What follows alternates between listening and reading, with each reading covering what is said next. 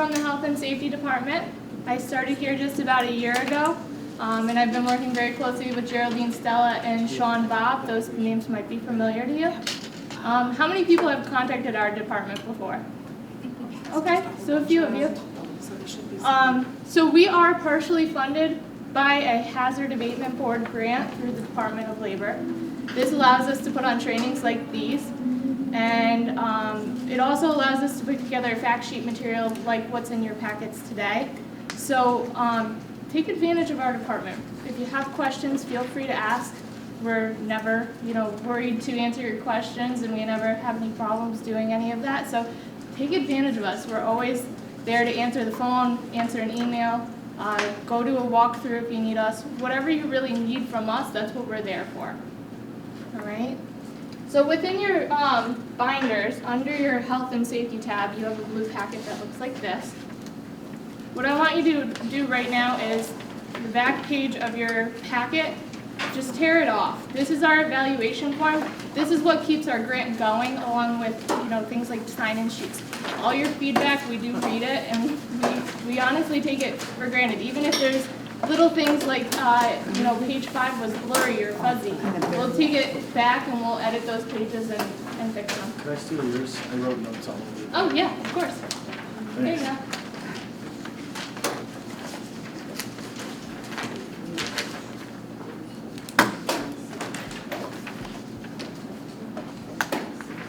Can I make a plug?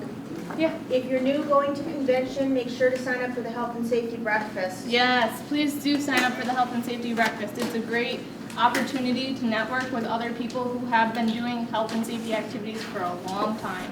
You have a participant's guide. Unfortunately, today we're not going to make it through the participant's guide, but the participant's guide breaks down everything I say in my PowerPoint in a little bit easier of a way to read and understand. It gives you a little bit more of actual text to go behind it. All right? Then from there, you have a fact sheet called PEF as a resource, PEF Health and Safety as a resource. This page gives you all of our contacts. Also tells you what our department does, what topics we commonly handle, and the backside has a lot of good web resources for you to go to. Okay? From there, we have the Article 18, which is out of your contract. What article is Article 18? Health and safety. Yeah, all right, we're waking up, right?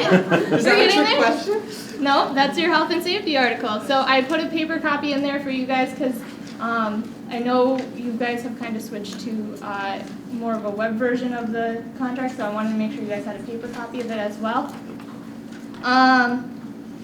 Then you have 15 things every union leader should know about health and safety.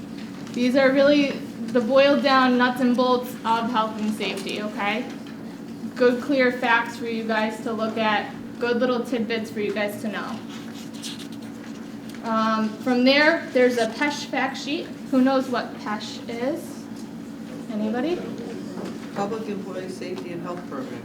Yes, yes. So the people that work in their office are under the Public Employee Safety and Health Bureau, and they work out of DOL. They are all pretty much PEF members as well, so keep that in mind when you're talking to them. They're all great people. They're a great group to work with. I call their office quite frequently when I have questions, so don't feel afraid to reach out to them as well.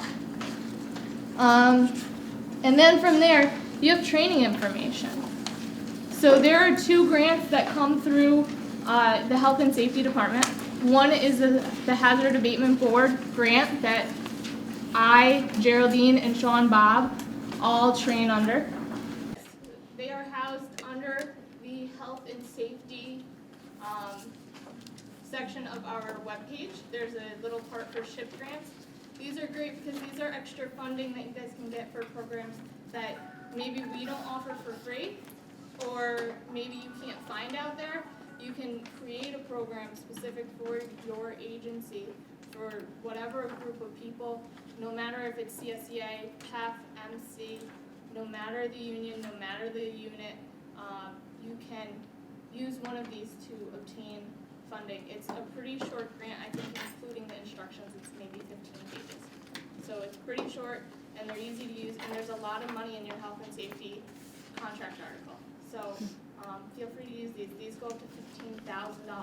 But is it only for training? Can you not, like, say you wanted to put up a wall or add a lock, it's not for physical? No, it's only for health and safety related programs. Okay. So, one thing that you guys are all gonna get a save the date, hopefully soon. But that's kind of what we use that funding for. So, there's money out there for you guys to use. So, Do we know where the Go conference ahead is and going to be next year? for The health and safety conference, it's gonna be in January. I'm not sure if they've secured a location yet. Yeah. Yeah, I don't remember off the top of my head if she said there was a location Florida secured. would be, Florida would be nice, right? Not right now Not though, right right? now, no. We're gonna stay out of there right now. We're not gonna send all you guys to Florida. It's cheap right now. It is very cheap to go to Florida right now. Florida, right? All right, so let's go ahead and get started. So I just want to congratulate you all. This is a huge step you guys are taking, and I know you guys have been through a lot of training over the past day and now this morning as well. So I just want to take a moment to congratulate you all. But most importantly, what agencies are you guys from? Can you blurt out a few? Workers' comp. OMA. OCFS. Economic development. Economic Development. Oasis. Roswell Park. No, no. Okay. Okay. Waiver. So we got a large variety in here. So that you guys know, we kind of break up our department because there's 3 of us. We kind of break it up by agency. So some of you will fall more under me, some of you will fall more under Geraldine, some of you will fall more under Sean Bob. With that being said, though, if I'm out of the office, one of them will help you out. So don't feel free to call. Even if you see like an out of office memo, call our office, extension 254, and make sure you reach out, regardless of what's going on. So what do you guys think you need to know for health and safety? I'm gonna reach out to you guys and see what you think you need to know. Need training for our community. Trainings, yeah. Anything else? I kind of want to have an idea of what I can demand from my management versus what I can politely request. Absolutely. Yeah, you wanna know what you have a right to versus what you should really be asking for. You wanna know that difference. Anything else you guys think you need to know? No? Alright, well, I'm gonna tell you. So, you need to have an idea. You don't need to memorize all of them because there's too many of them for me to even memorize. But you need to have an idea of what rules, regulations, and standards are out there, all the way through to good common communication, right? So pretty basic things, but out of this list, I think the 2 most important things that you need to know is hazard identification and hazard control. That's because if you are on a health and safety committee, that is how you form an agenda typically. Not always, but typically. You find something in your workplace that's a hazard. Let's say, for example, you're DOL and you have a lot of slips, trips, and falls, right? So we go to our health and safety meeting, we have slips, trips, and falls on the agenda, and then we come up with proposed controls. So one of our proposed controls for DOL was a slips, trips, and falls training from my department. So now we implement those trainings, and we hope that the people that take those trainings will go back and better advise their fellow staff members, and then hopefully we see a decrease in slips, trips, and falls. Okay, so that's kind of how you're going to build agenda items, or you're going to help your fellow health and safety chair create agenda items so that you can move forward in health and safety and you can get some problems solved. But like I said, all the way through to little things like communication and being able to keep everybody in the loop, that's really important at our level. So knowing your rights. So management is required to furnish your workplace with a safe and healthy workplace that is free from recognizable hazards. So if you can't see the hazard, you can't identify it, they don't have to eliminate that, but once you identify it, then we're gonna work to eliminate it. This is required legally through both PESH and OSHA. So you guys know OSHA, right? And PESH is for the public employees only. So you guys are special. There's a little bit of a program built in that's specific to New York State employees, which is nice.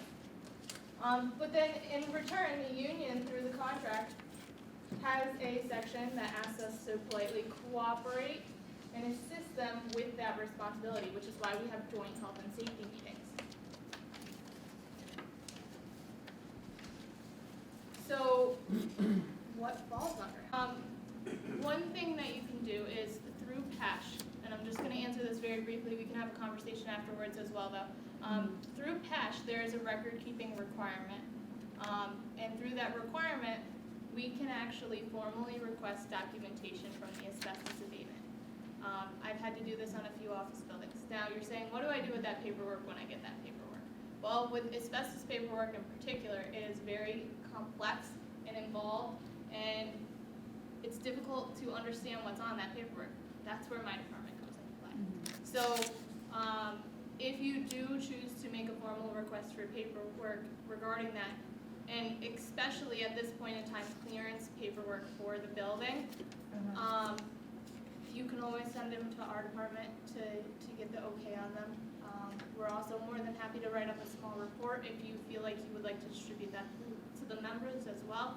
I just finished one this week on asbestos, actually, so it's something that we commonly do. But on certain topic areas, there's documentation that you can request. And that's why I encourage you, if you have a health and safety problem that you have not dealt with before, call my office and have a conversation with us to see what we can and cannot do for that specific issue. Because it will differ from one issue to another. You know, dealing with slip, strips, and falls is going to be different than dealing with asbestos. All right? Question, Yes. in reference to overcrowding, who would, I'm not sure we contact you, would that entail like, office space for as partitions and the width from Yep. the desk So to that would fall other- actually under ADA compliance. So that's more so making sure there's the correct width so that individuals with different abilities can make their way through the halls. Also so that during an evacuation, we have proper clearance to exit the building outside of your health and safety committee or not, which we'll just talk about in a little bit. I'm kind of getting ahead of myself. But it's really important that you bring all these items back to health and safety. Even if they've been completed and fixed and everything's Jim dandy, we still need to bring it back to health and safety so that we have it, you know. Also through our department, there's the Article 18 SHIP grants, which we just talked about. If you want to jot down a few names really quick, your co-chairs for that committee are Mike Blue and Darlene Williams. Their contact information is in a few places in your packet, but Mike Blue and Darlene Williams are your two co-chairs for Article 18. So they're the ones that go through and review these SHIP grants along with GOER. Then there's also our trainings and our fact sheets through the Hazard Abatement Board. We provide free trainings to your agency, no cost for the trainer, no cost for the training materials. All we ask is that your management staff free up who they would like to attend or who you would like to attend the training, either way. So, like I said before, this can include CSEA, NYSCOBA, Council 82, PEF, and management. It can include anybody within the workplace. Now, in addition to that, if you have other agencies within your building, you can bring those into the training as well. If you have outside individuals that want this training that are within your location as well, you can bring them in as well. So, we really don't say that our trainings are specific to TAF. We think health and safety is important for all, and it's important for us to be all on the same page. All right. Then you also have the Public Employee Safety and Health Bureau, which is PESH. PESH offers a few different resources. They have some trainings that they can offer. They also do enforcement, right? They do complaints and enforcing regulations. And last but not least, they have a consultation division. consultation division allows you to meet with your management, with PASH, yeah. And then you are able to have a conversation with them going back and forth. Here's the kicker to that though. We are not allowed to be there unless management invites us. So that's when your good communication skills and your good relationships come into play. Because we have partaked in them before, and we will continue to partake in them. But in order to partake with them, we need that formal invite from management. Yes? Isn't there, I can't remember the name. Like, maybe there's something more to this that I'm not aware of, and Tech Health and Safety can reach out and help. Okay?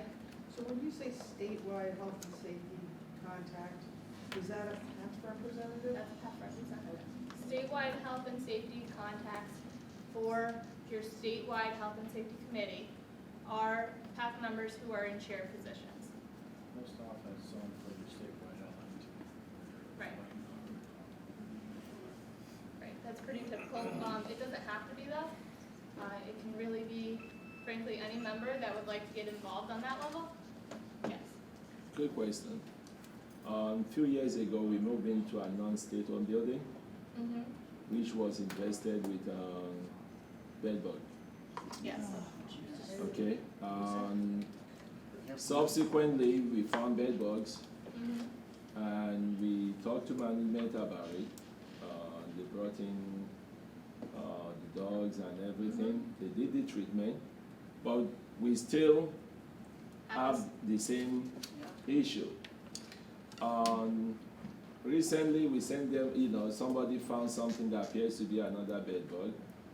They took the sample, they were able to capture it and put it in a seal Mm-hmm. bag. Good. We gave it to them, they sent it to the exterminating company or whatever to, but they never come back to confirm whether it was actually a bed bug or not. So I asked them, what did the sample reflect? And they hesitant, they still did not say what the sample reflect. Instead, what they did was they sent out an email to people on that particular floor that they would do investigation treatment. They did not specify. Is that something they can do? Or they have to at least say what was found, what the So- sample revealed? That's a little bit of a more involved question, so we'll actually talk outside of this, but this is a perfect example of why you need to have a working health and safety committee. We do. Because the follow-up is the most crucial piece there, because they really, more than likely from the sound of it, and now I don't know the whole story inside and out, but from the sound of it, they probably should have had somebody come back and at least do a walkthrough and evaluate the all that. location. They did all They that. did all that, but They they did the walkthrough like 2 weeks later, and then like 3 months, they brought back the dog, but they still found bed bugs and all Right. that. We have all together like 11 floors in the building, Right. and And bed bugs are unfortunately an issue that if somebody's bringing them in from home or from a hotel, they'll continuously come back. So that's a little bit more of an involved topic, and like I said, we can touch on this a little bit more after the training. But unfortunately, bed bugs will continue to come back until the source has been identified. Yeah, because we had an employee that was the source in one of our wards. And it's a delicate issue when you're Yes, it's talking very to delicate. a member. But we had to identify that and tell the employee that you need to get your house treated because you're bringing them into Right. work. So that was very delicate, but it needed to be done. Because we kept having the reinfestation like you're talking about. And then once that happened, that was successfully. Those wins, put them on your bulletin board, do an email blast, you're passing somebody in the hall, hey, did you hear about this? Really circulate the good news of what we have done in our health and safety committees, because it's important. And a lot of the time, our members are not aware of what the health and safety committee has done to get us to the point we're at. Or they were having that issue and they didn't even know it had been resolved. So they're bringing the issue forward again, and then you're sitting there and you're going, this was resolved 4 months ago. So we really want to advertise those wins to create awareness within the work environment. And we want to advocate for the change that's occurring in the work environment. So we want to advocate for health and safety and labor management approaches. We want to obtain the trainings that are necessary. As I said before, you have a ton of trainings right in your blue packet that are free. Take advantage of them. They're free to use, they're free to get. Not only that, if there's not a training there you see, we might still give it. It just might be not in our generic trainings that we are always giving. We give a lot of trainings, we can specify them to your agency's needs, so make sure you're reaching out for those. As I said before, make sure you're reaching out to the other people. Who are your other people? Your other agencies, your other tenants. Even if they're not, agencies. Maybe they're not New York State agencies. Maybe there's somebody else in the building. You still want to reach out to them to see if they're having the same concerns. So where are you going to take all this information? Well, hopefully, I believe you all have statewide committees, if I remember correctly from the name she blurted out. You should all have statewide committees, but make sure you guys have local committees as well. As I said before, you can focus these either regionally or at an individual facility. So you can do a cluster facility, one facility, however you would really like to set those up. You want to schedule training like this one to introduce your committees to what options are available. You want to schedule trainings for the work sites. We come to membership meetings if you want us to do a short spiel at a membership meeting. So I've tabled at membership meetings, I've given short speeches, I've done short PowerPoint presentations. We will come out so that you guys can create some interest in health and safety if that's something you need. And last but not least, contact us with any questions that you may have. Here are all of our contact information. So if you guys have any questions, all of our emails are written there, as well as our extension to our health and safety office. So feel free to reach out to any of those people on the list with any questions. And I want to thank you all for coming and participating and having a great time. If you guys wouldn't mind, that last page is your evaluation form. Please just take a minute to fill it out. When you're done, I will collect them. And thank you.